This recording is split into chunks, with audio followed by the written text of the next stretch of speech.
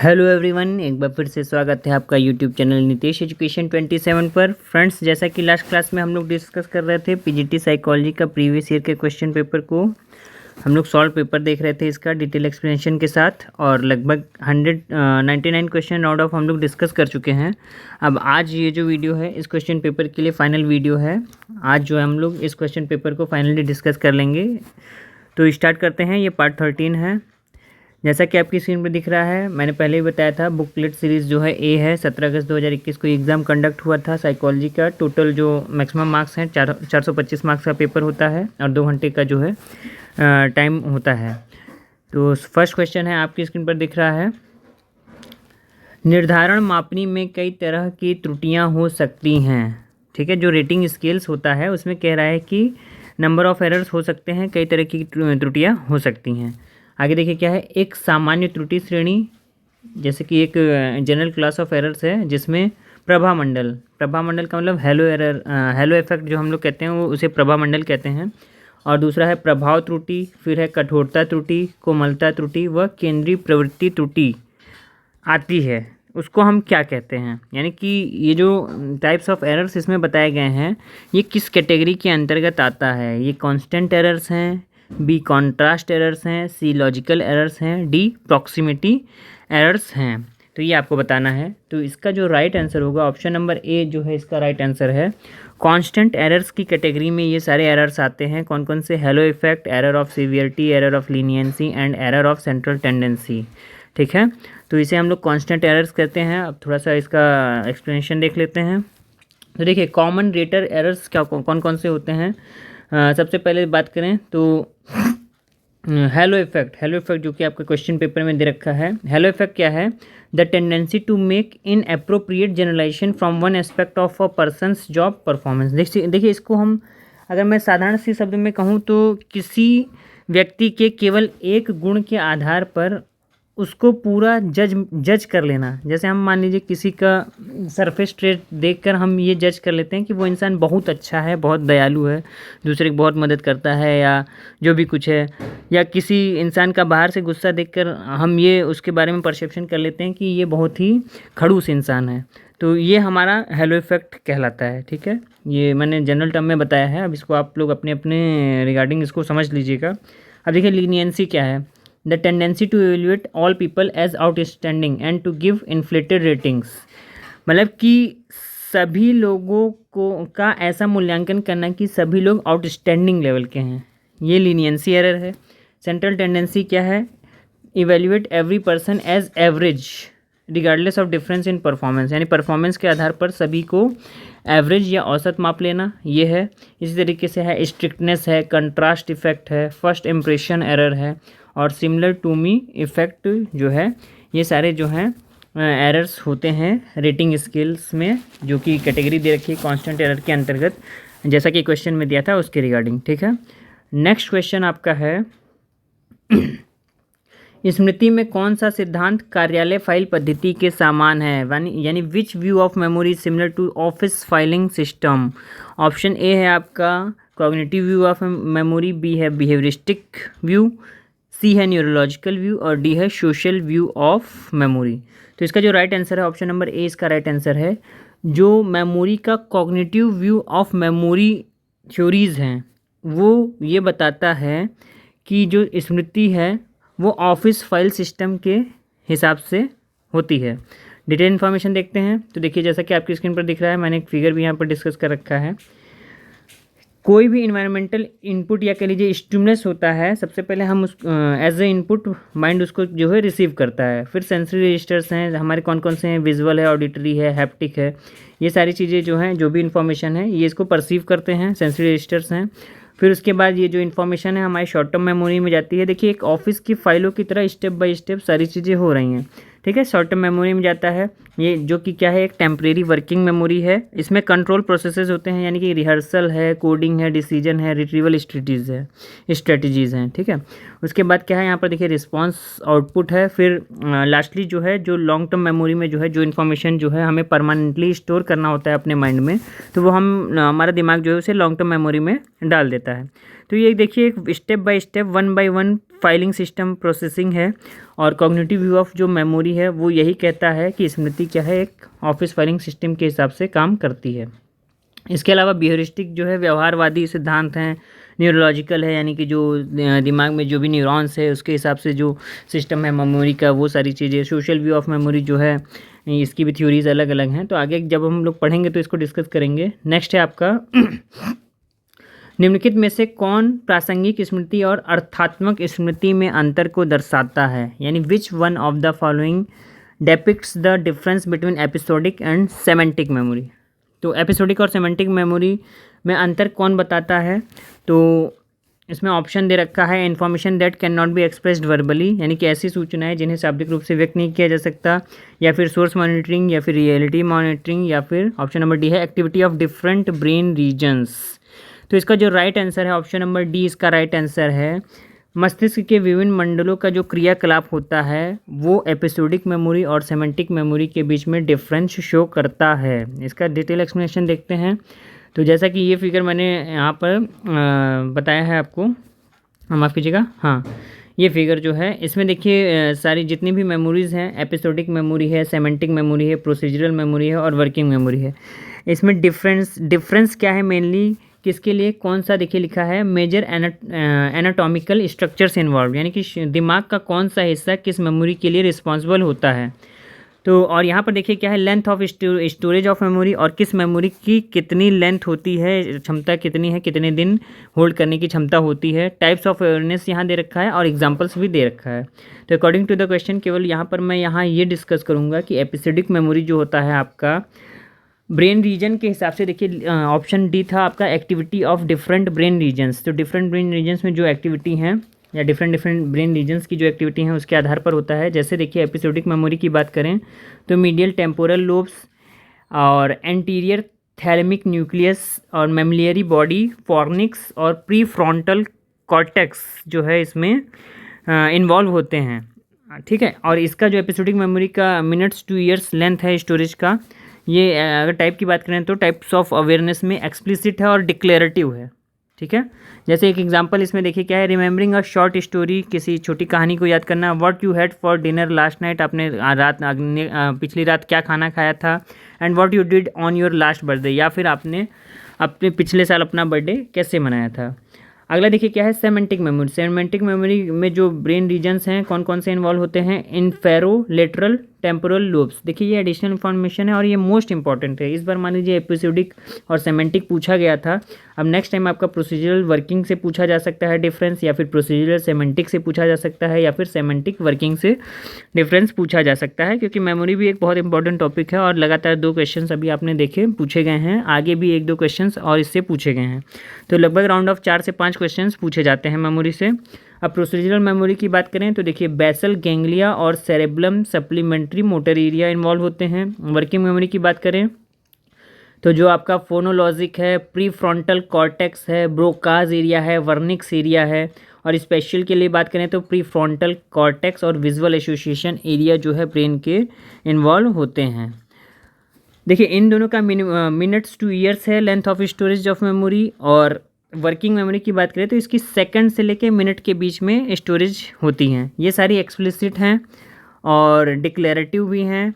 केवल procedural memory जो है एक्सप्लिसिट और इम्प्लिसिट दोनों हो सकती है, या कोई भी एक हो सकती है, या नॉन डिक्लेरेटिव भी इसे कहते हैं। बाकी की जो 3 हैं डिक्लेरेटिव हैं। इसके एग्जांपल्स हैं, जैसे मान लीजिए सेमेंटिक मेमोरी है तो knowing who was the first president of the United states, the colour of lion and how a fork differs from a com, यानी इन सारी चीज़ों के बीच डिफरेंस कर पाना सेमेंटिक मेमोरी के अंतर्गत है। प्रोसीजरल मेमोरी क्या है, driving a car with a standard transmission and learning the sequence of numbers on a touch tone phone without trying implicit.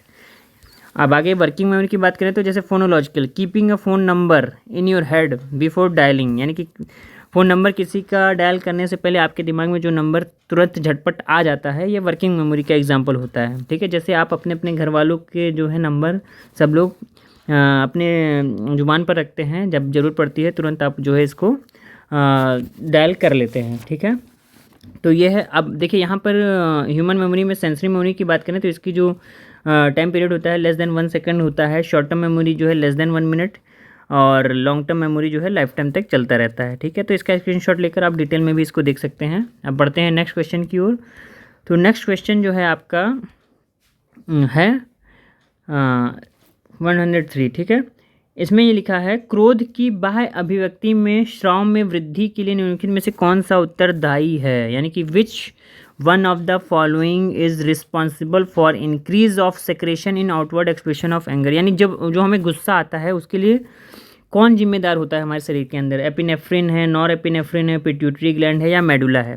तो देखिए इसमें जितने भी ऑप्शंस दे रखे थे आयोग ने, इसमें से कोई भी ऑप्शन इसमें सही नहीं होगा और आयोग ने भी जो है इसको नोटा करार दिया है, मतलब इस क्वेश्चन को ही डिसमिस कर दिया गया है क्योंकि इसके जो ऑप्शंस हैं अप्रोप्रिएट नहीं थे। तो इसका जो राइट आंसर है वो मैं आपको बताता हूँ थोड़ा सा एक्सप्लेनेशन देके कि एंगर के लिए जो है ब्रेन का कौन से हार्मोन्स या कौन से ग्लैंड जो हैं रिस्पॉन्सिबल होते हैं। तो देखिए जो एंगर है या जो गुस्सा है उसके लिए रिस्पॉन्सिबल कौन होता है, the adrenal glands flood the body with stress hormones. जो हमारे स्ट्रेस हार्मोन्स हैं उसकी वजह से हमें गुस्सा आता है। जब स्ट्रेस हार्मोन्स हमारी बॉडी में सेक्रेट होने लगते हैं तो उससे क्या होता है, हमें गुस्से का भाव आने लगता है। और इसके लिए रिस्पॉन्सिबल कौन सी ग्रंथि होती है, एड्रिनल ग्लैंड्स होती हैं। ठीक है, एड्रिनल ग्लैंड्स। और ऑप्शन में आपका दे रखा था एपिनेफ्रिन है, नॉर एपिनेफ्रिन है और पिट्यूटरी ग्लैंड है और मेडुला थे। तो इनमें से ये चारों जो है रिस्पॉन्सिबल नहीं होते हैं। ठीक है, आगे अगर हम बात करें, देखिए which hormones is responsible for anger. तो when we get angry the heart rate, arterial tension and testosterone production increases, यानी कि जब हम गुस्सा होते हैं तो हमारी हार्ट रेट बढ़ जाती है, आंखें लाल हो जाती हैं, मांसपेशियों में नसों में तनाव बढ़ जाता है। ठीक है, आर्टरीज में तनाव बढ़ जाता है।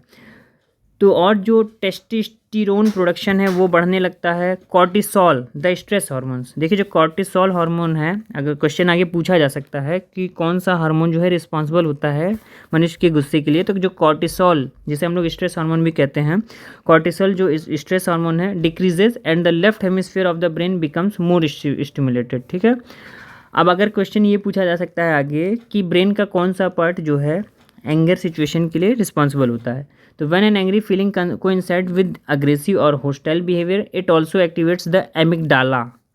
जो ब्रेन का एक एमिगडाला पार्ट है वो भी जो है रिस्पॉन्सिबल होता है एंगर के लिए। ठीक है, ये आलमंड शेप का होता है और इसमें इमोशंस पर्टिकुलर फियर, एंजाइटी और एंगर जो है उसके लिए जिम्मेदार होता है।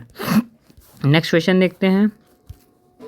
यस, हाँ, नेक्स्ट क्वेश्चन है आपकी स्क्रीन पर, निम्नलिखित में से कौन विश्वसनीयता मापन की विधि कौन सी नहीं है। ठीक है, यानी कि out of the following which one is not a method of measuring reliability, test retest, B alternate form, C predictive और डी स्प्लिट हाफ। तो बहुत सिंपल सा क्वेश्चन है, यानी कि रिलायबिलिटी को मेजर करने की कौन सी इसमें विधि नहीं है, तो ऑप्शन नंबर सी जो है विधि नहीं है। प्रेडिक्टिव मेथड कोई नहीं होता है रिलायबिलिटी को मेजर करने का, टेस्ट रीटेस्ट होता है, अल्टरनेटिव फॉर्म होता है और split half method of reliability होता है। तो एडिशनल इन्फॉर्मेशन यहाँ पर देख लेते हैं। अगर हम टाइप्स ऑफ रिलायबिलिटी की बात करें तो देखिए test retest reliability measure the same individuals at 2 different time points. ठीक है, alternative forms reliability test. Internal consistency reliability की बात करें तो इसके अंतर्गत 2 मेथड हैं, एक है स्प्लिट हाफ रिलायबिलिटी और दूसरा है क्रॉनबेक्स अल्फा मेथड, है ना। इंटरलेटर रिलायबिलिटी की बात करें तो क्वेंस कप्पा मेथड है रिलायबिलिटी का, और रिलायबिलिटी ऑफ एक्यूरेसी मेजर्स ये है reliability tells us about measurement error, ये सारी चीज़ें हैं। ठीक है, तो नेक्स्ट क्वेश्चन की अब हम बात करते हैं। तो नेक्स्ट क्वेश्चन जो है आपकी स्क्रीन पर दिख रहा है, संसार में इंद्रिय बोध की क्षमता निम्नलिखित में से किस पर निर्भर करती है।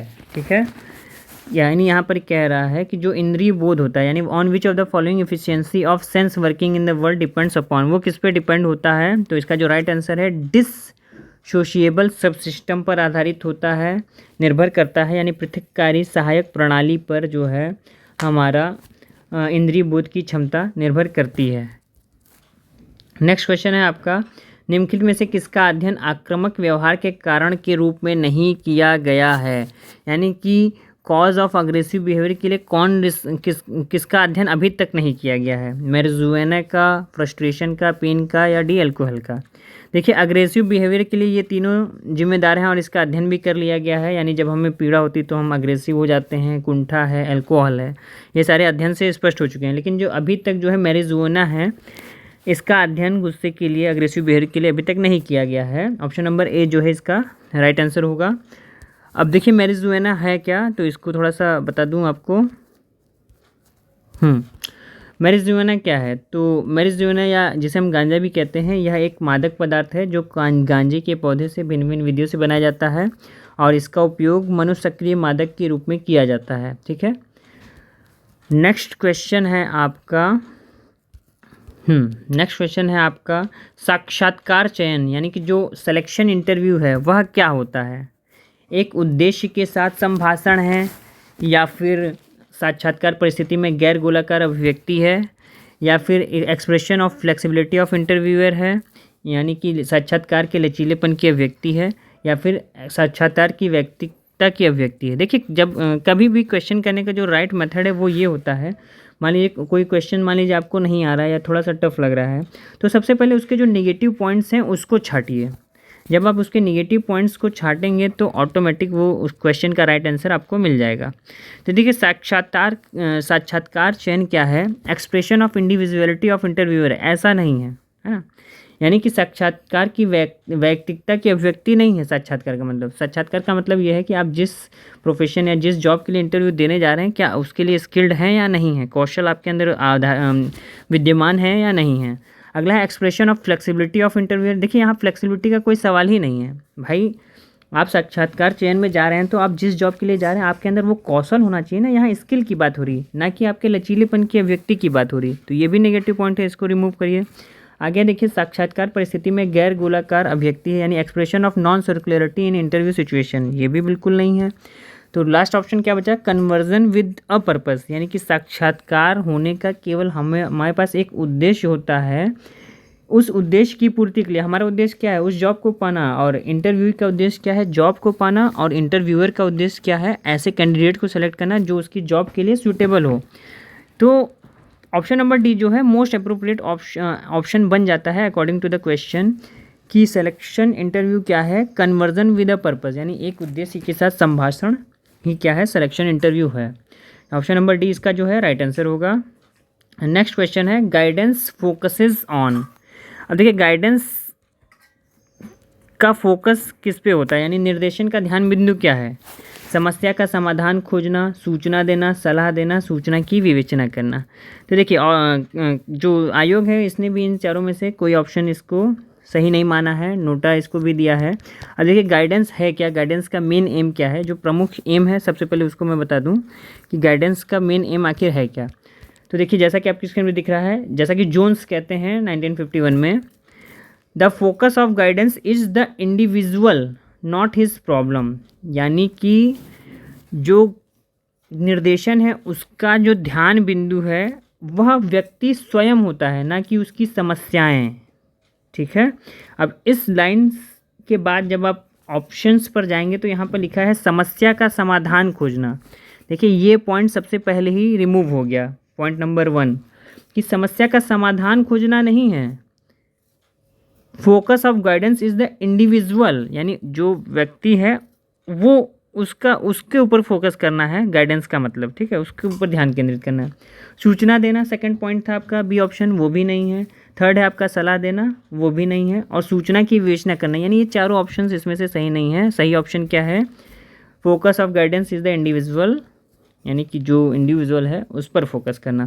तो देखिए आगे क्या है, the aim of guidance and counselling is to assist behaviour change, enhance coping skills, यानी कोपिंग स्किल्स को इन्हेंस करना, प्रमोट डिसीजन मेकिंग प्रमोट करना, improve the relationship and to facilitate users potential. ठीक है, ये है गाइडेंस का मेन एम या उसका मेन उद्देश्य क्या है। नेक्स्ट क्वेश्चन है आपका, मनोविज्ञान के किस क्षेत्र में अपराध पीड़ितों और गवाहों की स्मृति योग्यता का अध्ययन किया जाता है? बहुत ही सिंपल सा क्वेश्चन है, जहाँ पर देखिए स्मृति योग्यता की बात आ जाए, जहाँ संज्ञान की बात आ जाए, जहाँ मेमोरी की बात आ जाए, वो सारी चीज़ें कौन डील करता है? कॉग्निटिव साइकोलॉजी डील करती है। तो in which of the following, माफ़ कीजिएगा, in which field of psychology memory capabilities of victims and witness to crimes are studies, that is option number D right answer होगा आपका cognitive psychology जो है इसका राइट आंसर होगा। Next question है आपकी स्क्रीन पर, क्वेश्चन नंबर 110 है, भिन्नता सीमांत को परिभाषित किया जाता है। भिन्नता सीमांत आखिर है क्या? थ्रेशोल्ड, डिफरेंस थ्रेशोल्ड, है ना।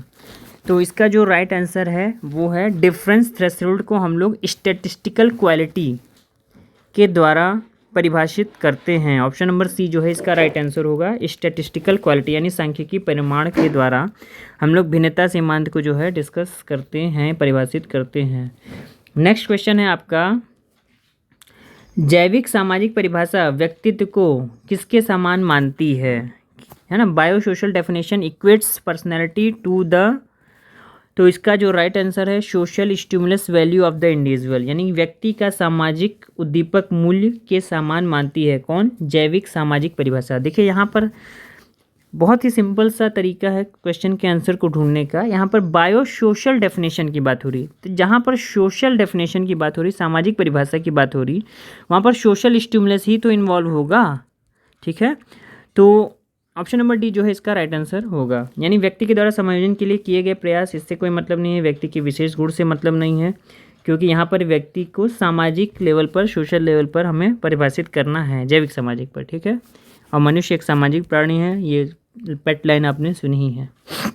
नेक्स्ट क्वेश्चन है आपका, एक प्रोण की संवेगात्मक अभिव्यक्ति, है ना, emotional expression of an adult is इनट होती है, जन्मजात है या अधिगमित है, या संस्कृति अवशेष है, या जन्मजात व अधिगमित है। तो देखिए अब इमोशनल चैप्टर हम लोग पढ़ के आ चुके हैं, मैंने बताया भी था उस क्लास में कि जो संवेगात्मक अभिव्यक्ति हैं, मनोवैज्ञानिकों ने जब अध्ययन किया तो बताया कि कुछ जन्मजात होती हैं और कुछ एक्वायर की जाती हैं। तो आपको याद होगा जो ब्रिजेस ने बताया था, इमोशंस को कैटेगराइज किया था, तो बाद में ये कहा था कि इमोशंस जन्म से नहीं होता है, कोई जनरल फैक्टर होता है शुरुआत में, बाद में 3 महीने, 6 महीने, 9 महीने के अंतर पर सारे इमोशंस जनरेट होते हैं बच्चे में, और प्रयोगों द्वारा भी ये सिद्ध किया जा सकता है। तो यहाँ पर इमोशनल एक्सप्रेशन की बात हो रही एडल्ट में, वयस्कों में, प्राणों में। तो इसमें जो संवेगात्मक अभिव्यक्ति है ऑप्शन नंबर सी, आप लोग भी जानते हैं, जन्मजात भी होता है और अधिगमित भी होता है। ठीक है, बहुत से इमोशंस ऐसे हैं जो हम आर्टिफिशियलिटी अपने अंदर ले आते हैं, अधिगमित कर लेते हैं, और बहुत से हमें जन्म से मिले होते हैं। ठीक है, तो देखिए हम दूर से ही परसेप्शन करने लगते हैं कि अरे ये बहुत सेंसिटिव है, बहुत इमोशनल है, फलाने बहुत इमोशनल हैं, फलाने बहुत र्यूड हैं, ऐसा ऐसा हम लोग उनके नेचर से गेस करने लगते हैं। नेक्स्ट क्वेश्चन है आपका, मानसिक स्वास्थ्य अधिनियम 2017 की जो उद्देशिका है वह क्या कहती है। तो ऑप्शन नंबर बी जो है इसका राइट आंसर होगा, डायरेक्ट मैं आंसर बता दे रहा हूँ। It promises to provide mental health care services for mentally ill persons. ठीक है, ऑप्शन नंबर बी जो है इसका राइट आंसर होगा। ठीक है, अब मेंटल हेल्थ के बारे में थोड़ा सा बता दूं। देखिए मेंटल हेल्थ एक्ट 2017 में आया था, और इसके जो है टोटल 16 जो हैं एम्स हैं कह लीजिए, है ना, या गोल हैं या टारगेट हैं। तो इसमें देखिए पहला क्या है, या पार्ट है कह लीजिए, प्रिलिमिनरी है। सेकंड पॉइंट में ही ये कहता है कि, सेकंड पॉइंट में क्या कहता है, mental illness and capacity to make mental health care and treatment decisions की बात करता है। फिर एडवांस डायरेक्टिव है, नॉमिनेटेड रिप्रेजेंटेटिव है, rights of person with mental illness है, duties of appropriate government, central mental health authority है। मतलब ये सारी चीज़ें हैं, एक बार इसका स्क्रीनशॉट आप ले लीजिएगा, और इसकी इमेज भी मैं शेयर कर दूँगा, तो डिटेल में इसको आप जो है देख लीजिएगा वहाँ से। नेक्स्ट क्वेश्चन की ओर बढ़ते हैं। नेक्स्ट क्वेश्चन है आपका, उन नौकरियों में जिनमें यांत्रिक कुशलता की आवश्यकता हो, उनमें सफलता की भविष्यवाणी करने वाले यांत्रिक क्षमता परीक्षण हिस्सा हैं। मतलब क्वेश्चन पहले समझिए कि कह रहा है कि वे नौकरियां, है ना, जिनमें यांत्रिक कुशलता की आवश्यकता हो, यानी जिसमें मैकेनिकल एबिलिटी की आवश्यकता हो, उनमें सफलता की भविष्यवाणी करने वाले जो यांत्रिक क्षमता परीक्षण हैं वह किसका हिस्सा है। तो वो सब हिस्सा हैं, ऑप्शन नंबर डी इसका जो राइट आंसर है, वोकेशनल एप्टीट्यूड टेस्ट। यानी अब इस क्वेश्चन को ऐसे समझिए, वोकेशनल एप्टीट्यूड टेस्ट के अंतर्गत हम लोग किसी भी एम्प्लॉय के उसके जॉब से रिलेटेड मैकेनिकल एबिलिटी को टेस्ट करते हैं, ठीक है, यानी व्यावसायिक अधिक्षमता परीक्षण का। ऑप्शन नंबर डी जो है इसका राइट आंसर है। नेक्स्ट क्वेश्चन है, संवेग के कैनन-बार्ड सिद्धांत के अनुसार, अब देखिए कैनन-बार्ड थ्योरी हम लोग पढ़ चुके हैं इमोशंस में, और लास्ट वीडियो आप लोगों ने अगर नहीं देखी इमोशंस चैप्टर की तो उसको देख लीजिए, वहाँ पर सारी थ्योरीज को मैंने डिस्कस किया है। तो कैनन-बार्ड थ्योरी क्या कहती है, तो राइट आंसर है इसका option number C, bodily changes and emotional experiences occur simultaneously. यानी कि कैनन-बार्ड थ्योरी ये कहती है कि जो शारीरिक परिवर्तन है और जो संवेगात्मक अनुभव है मनुष्य में एक साथ घटित होते हैं और उसके बाद वो कोई एक इमोशंस का रूप ले लेते हैं। यहाँ पर देखिए फिर से मैंने इसको एक बार आपके सामने इस चार्ट को डिस्कस कर लिया है कि ये जो थ्योरीज़ हैं इमोशंस की, जेम्स लैंच की जो थ्योरी है, कैनन-बार्ड की जो थ्योरी है, टू फैक्टर थ्योरी है, broaden and build theory of positive और कम्युनिटी थ्योरी ऑफ इमोशंस है। मेन डिफरेंस इसमें क्या है, देखिए जेम्स लैंच की बात करें तो ये क्या कहते हैं, emotions are caused by a stimulus which evokes a physiological changes, यानी कि किसी स्टिमुलस की वजह से इमोशंस जनरेट होता है और फिजियोलॉजिकल चेंजेस आते हैं। कैनन-बार्ड क्या कहते हैं, bodily changes occur simultaneously with the emotions experienced, यानी कि शारीरिक परिवर्तन और इमोशंस एक साथ जनरेट होते हैं। टू फैक्टर थ्योरी क्या कहती है, emotions is derive from a state of arousal as well as cognition. तो यह है, इसको एक बार डिटेल में आप अपने लेवल से देख लीजिएगा, ठीक है। नेक्स्ट क्वेश्चन पढ़ते हैं। नेक्स्ट क्वेश्चन क्या है, क्वेश्चन नंबर 116 कहता है, निर्देशन निम्नांकित प्रत्यय पर आधारित है, यानी गाइडेंस क्या है, is based on the following concept, किन कॉन्सेप्ट पर आधारित है, तो ऑप्शन नंबर ए इसका जो है राइट आंसर होगा। Each person has the right to choose his way of life. देखिए गाइडेंस से रिलेटेड अभी पिछला क्वेश्चन भी आया था, उसमें यही पूछा गया था कि गाइडेंस किस पे फोकस करता है, और सेम वही क्वेश्चन, केवल लैंग्वेज बदली है। निर्देशन निम्नांकित प्रत्यय पर आधारित है, क्वेश्चन एक ही है लेकिन उसको 2 बार पूछ लिया गया, और आंसर भी दोनों का एक ही है। लेकिन उसमें क्या था, उस क्वेश्चन में था ऑप्शंस कोई सही नहीं थे। क्यों? क्योंकि गाइडेंस का मतलब क्या है, वो इंडिविजुअल है, ना कि उसकी समस्याएं। देखिए यहाँ पर लिखा भी है, प्रत्येक व्यक्ति को अपने जीवन के तरीके को चुनने का अधिकार है, यानी हम उसकी समस्याओं को डील नहीं करते, हम व्यक्ति को डील करते हैं। आगे देखिए क्या है, नेक्स्ट पॉइंट जो है, प्रत्येक व्यक्ति को दूसरे के जीवन के तरीके को चुनने का अधिकार है, बिल्कुल नेगेटिव पॉइंट है, हटा दीजिए। प्रत्येक व्यक्ति में बौद्धिक चयन की जन्मजात योग्यता होती है, ये भी यूजलेस ऑप्शन है। और प्रत्येक व्यक्ति को अपनी जिम्मेदारी दूसरों पर डालने का अधिकार है। ये तो क्वेश्चन बहुत ही ईजी था और पढ़ने में ही समझ में आ गया कि ऑप्शन नंबर ए ही जो है इसका राइट आंसर होगा। नेक्स्ट है, ऐसे दीर्घकालिक व्यवहार, विचार और संवेग, ठीक है, जो यह बताते हैं कि हम दूसरे व्यक्ति के साथ कैसे प्रतिक्रिया करते हैं और कैसे अनुकूलन करते हैं, हमारा निम्नलिखित गुण बताता है।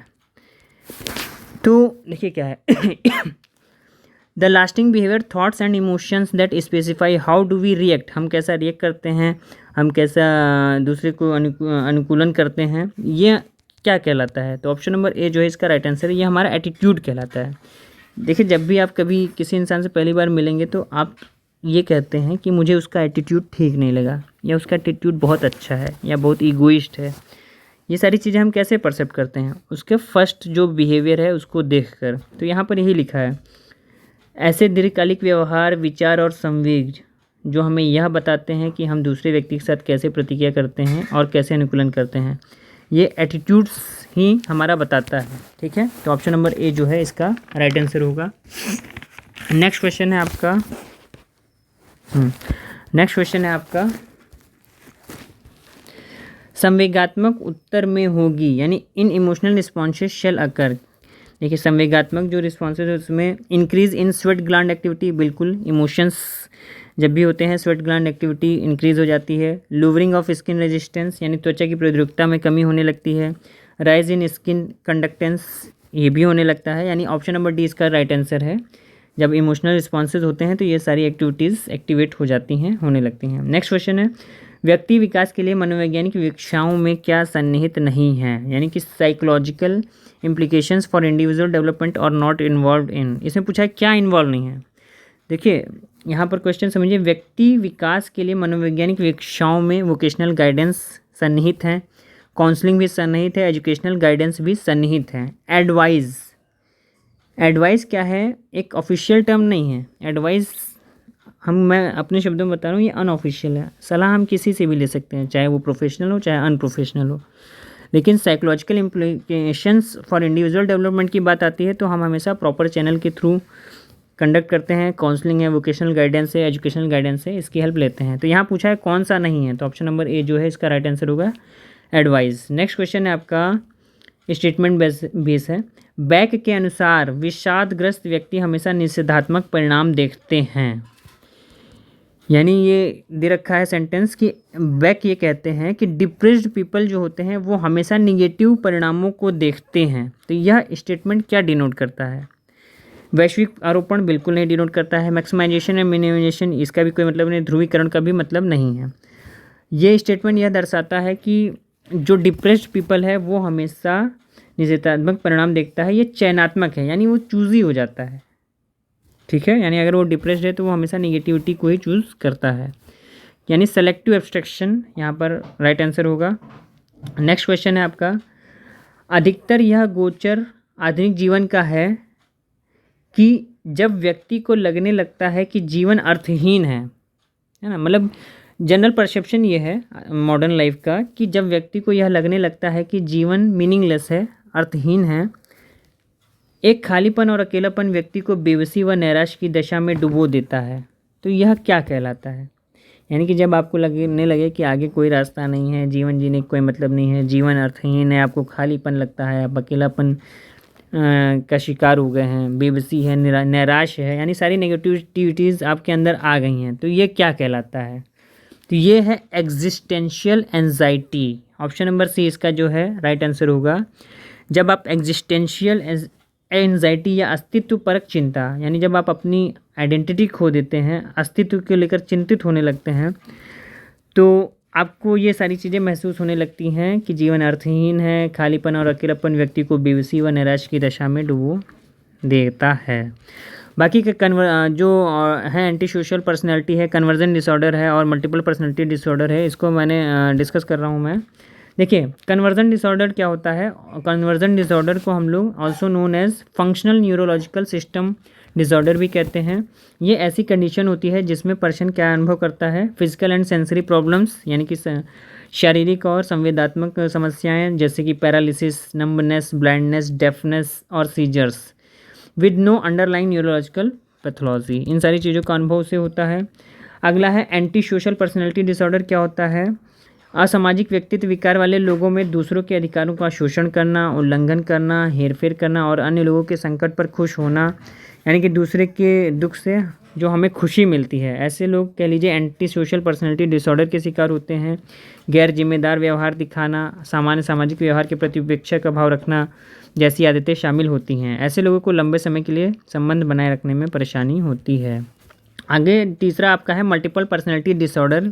ये बहुत ही सिंपल सा है, सबको पता है कि यह एक ऐसी मानसिक समस्या है जिसमें एक ही व्यक्ति दो या ज़्यादा अलग अलग व्यक्ति होने को महसूस कर सकता है। यानी कि जब एक ही व्यक्ति में दो या दो से अधिक पर्सनैलिटी जनरेट हो जाती हैं तो मल्टीपल पर्सनैलिटी डिसऑर्डर होता है। एक पल, जैसे मान के चलिए एक मूवी आपने देखी होगी, अपरिचित मूवी है, काफ़ी अच्छी मूवी है। इसमें कह लीजिए कि उसी तरीके का बिहेवियर हीरो करता है, ठीक है। आगे है देखिए डिसोसिएटिव आइडेंटिटी डिसऑर्डर, जिसे पहले हम लोग क्या कहते थे? मल्टी पर्सनैलिटी डिसऑर्डर भी कहा जाता था।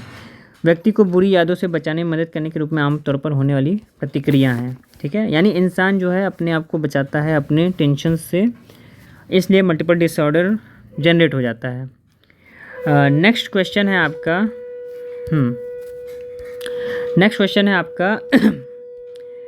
स्मृति तंत्र द्वारा प्रक्रियात्मक किए जा सकने वाले संवेदनात्मक आगत के रूपांतरण के प्रारूप को, देखिए हिंदी में काफ़ी टफ हो गया होगा।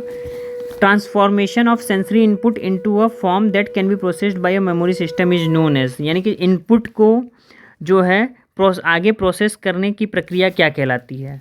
तो ये कहलाती है ऑप्शन नंबर बी इनकोडिंग कहलाती है, ठीक है। ये क्या कहलाती है? इनकोडिंग कहलाती है।